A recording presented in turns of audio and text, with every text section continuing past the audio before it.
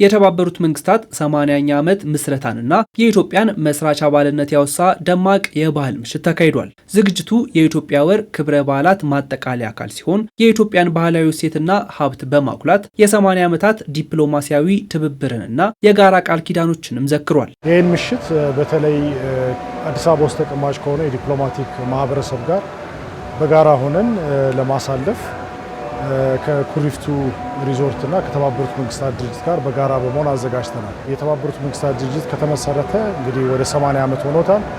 ኢትዮጵያና የተባበሩት መንግስታት ድርጅት ያላቸውን የ80 ዓመት ግንኙነት ለመዘከር በማሰብ የተዘጋጀ ምሽት ነው። መርሃ ግብሩ የኢትዮጵያን ባህልና እሴት የማስተዋወቅ ግብ የሰነቀ ሲሆን ኢትዮጵያ እንደ ሀገር ያላትን የቱሪስት መዳረሻዎች በማስተዋወቅም በዘርፉ ያለውን የኢኮኖሚና የህዝብ ለህዝብ ትብብርና ግንኙነት እንደሚያጠናክረውም ነው የተነሳው።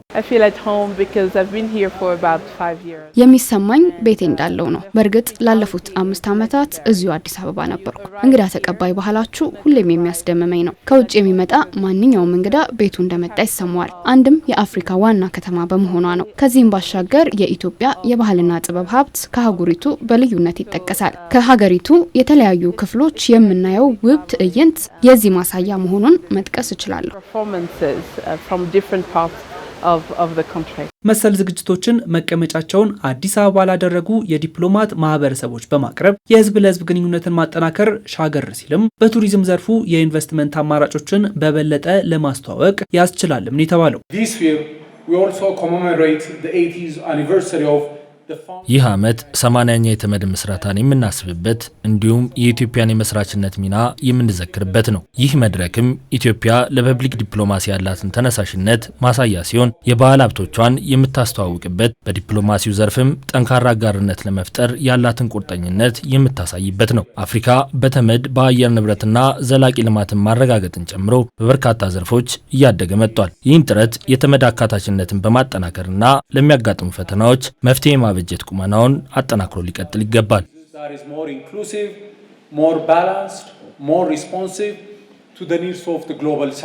We do not celebrate only an anniversary. We celebrate a partnership.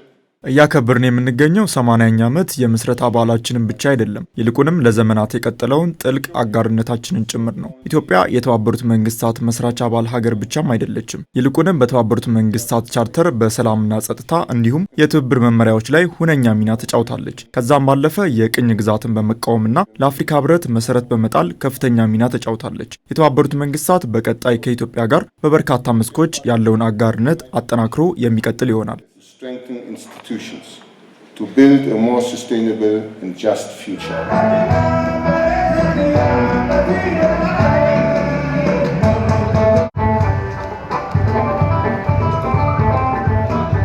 አንደኛ በህዝብ ለህዝብ መካከል ያለውን ግንኙነት ለማጠንከር ለማጎልበት ያሰበ ዝግጅት ነው። ከዛም በመቀጠል እዚህ ተቀማጭ የሆነ የዲፕሎማቲክ ማህበረሰብ በእንደዚህ አይነት መሰል የቱሪስት መዳረሻዎች ላይ በሚኖሩ ዝግጅቶች ላይ በሚያደርገው ተሳትፎ ከሀገሩ ሊመጡ የሚችሉ ቱሪስቶችን በመሳብ እንደዚሁም በሆስፒታሊቲ ኢንዱስትሪ በቱሪዝም መስኩ ሊሳተፉ የሚችሉ በጆይንት ቬንቸር ቢሆን በቀጥተኛ ኢንቨስትመንት ሊሳተፉ የሚችሉ ባለሀብቶችን እንዲጋብዝልን እድል ያመቻቻል ማለት ነው። እንዲህ ያሉ መርሃ ግብሮች ይበልጥ ያስፈልጉናል። ልዩ ልዩ ባህሎችን፣ የህይወት መልኮችን የምናውቅበትና የምንደመምበትን እድል የሚፈጥር በመሆኑ ማጠናከር ያስፈልጋል። ለአህጉሪቱና ለዓለም የሚተርፍ ብዙ ሀብት ያላችሁ በመሆኑ ማንጸባረቃችሁን ቀጥሉ ማለት ፈልጋለሁ። በተባበሩት መንግስታት 80ኛ ዓመት ምስረታና የኢትዮጵያ ወር ልዩ የባህል ምሽት ላይ የሀገር ፍቅር ቲያትር የባህል ቡድን ጥበባዊ ትዕይንቶችን ያቀረቡ ሲሆን በመርሃ ግብሩ አምባሳደሮች፣ ሚኒስትሮች፣ የዓለም አቀፍ ድርጅት ተወካዮችና ባለድርሻዎች ታድመዋል።